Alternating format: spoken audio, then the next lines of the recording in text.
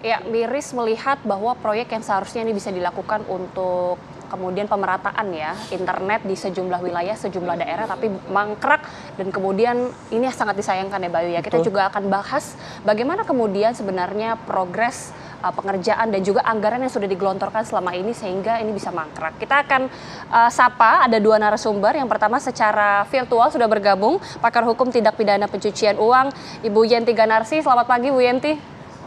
Selamat pagi, Assalamualaikum warahmatullahi wabarakatuh. Waalaikumsalam. Kemudian sudah hadir langsung di studio TCI pakar hukum keuangan negara Universitas Khairun Ternate Pak Hendra Karyanga. Pak Hendra, selamat pagi. Oke, semoga dalam kondisi yang baik dan juga sehat. Amin. Saya langsung awali ke Pak Hendra terlebih dahulu. Ini miris sekali ya Pak, kalau tadi kita lihat berita sebelumnya, proyek yang kemudian sudah dijalankan seharusnya dari tahun 2020 dan ditargetkan selesai 2024, tapi bangkrak begitu. Kalau kita lihat kan anggaran yang digelontorkan harusnya ada sekitar 28 triliun. 10 triliun ini sudah dialokasikan, tapi kemudian kita lihat masih belum ada realisasi yang jelas. Bagaimana kemudian menelisik atau menelusuri aliran dananya, Pak Hendra? Ya, saya jelaskan dulu aspek pengelolaan ya, dari aspek hukum keuangan negara. Jadi mengelola keuangan negara itu ada aturan hukumnya. Selain Undang-Undang APBN yang disahkan oleh DPR bersama pemerintah setiap tahun, ada Undang-Undang 17 tahun 2003 tentang keuangan negara, kemudian Undang-Undang nomor 1 tahun 2004 tentang perbendaharaan negara, dan Undang-Undang nomor 15 tahun 2004 tentang pemeriksaan pertanggungjawaban keuangan negara. Nah, kalau kita lihat undang-undang itu, pengelolaan APBN itu ada 4 tahap. Tahap pertama itu tahap perencanaan, tahap kedua itu tahap pelaksanaan, tahap ketiga tahap pengawasan, dan tahap keempat tahap pertanggungjawaban. Nah, saya mulai dengan tahap perencanaan. Siapa yang merencanakan itu? Pemerintah. Jadi BTS ini direncanakan oleh pemerintah, kemudian diusulkan ke DPR untuk dibahas dan disetujui oleh DPR. Masuk dalam Undang-Undang APBN tahun 2020. Nah, setelah disahkan, kemudian masuk pada tahapan pelaksanaan. Siapa yang melaksanakan? Ya pemerintah dengan melibatkan pihak ketiga. Melalui pengadaan barang dan jasa.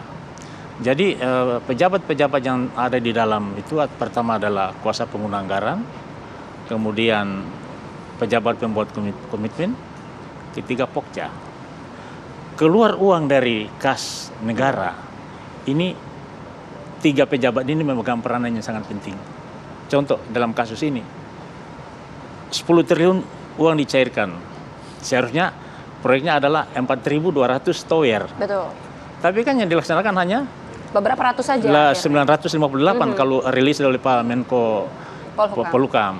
Berarti ada yang fiktif.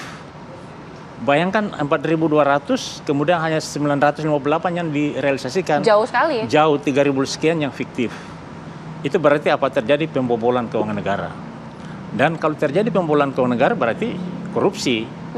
Ada penyalahgunaan wewenang di sana. Uang negara udah dikeluarkan, kemudian barangnya tidak ada, fiktif namanya. Oke, dari 4 aspek tadi yang Pak Hendra sampaikan gitu ya, mulai dari perencanaan hingga pelaksanaan gitu di undang-undang itu. Nah, ketika dalam kasus ini sebenarnya dalam pelaksanaannya si perencana ini, pemerintah ini kan juga sepatutnya wajib mengawasi. Nah, kalau misalnya ada korupsi lah katakanlah yang tadinya harusnya dibangun sekitar 4.000 jadi cuma 900. Artinya ada tindakan sengaja di situ, tidak diawasi. Iya, jadi kan pengawasan ini kan ada pengawasan internal dalam hal Inspektorat Jenderal, pengawasan eksternal BPKP, BPK, dan pengawasan dari politik anggaran DPR. Nah, saya lihat ini kasus ini korupsi pada saat terjadi pada saat pelaksanaan pengadaannya. Jadi mulai pada pemerintah menunjuk pihak ketiga dalam pemenangan tender ini udah bermasalah. Karena apa? Karena proyeknya tidak diselesaikan. 4.200 tower tidak diselesaikan, tapi kenapa anggarannya cair? Kan seharusnya net dulu ini, clear dulu ini, baru anggaran cair. Tapi dalam kasus ini kan anggaran cair dulu, Bu. Baru dibuat. Jadi ini udah pembobolan keuangan negara namanya ini. Alasannya pandemi kalau nggak salah Pak pada saat itu. Ya, kan diperpanjang. Desember 2000 kan diperpanjang lagi kan. Setelah diperpanjang dia adendum juga nggak bisa diselesaikan. Tapi kelihatannya nyata sekali korupsinya di sini. Proyeknya belum selesai, uangnya udah dicairkan.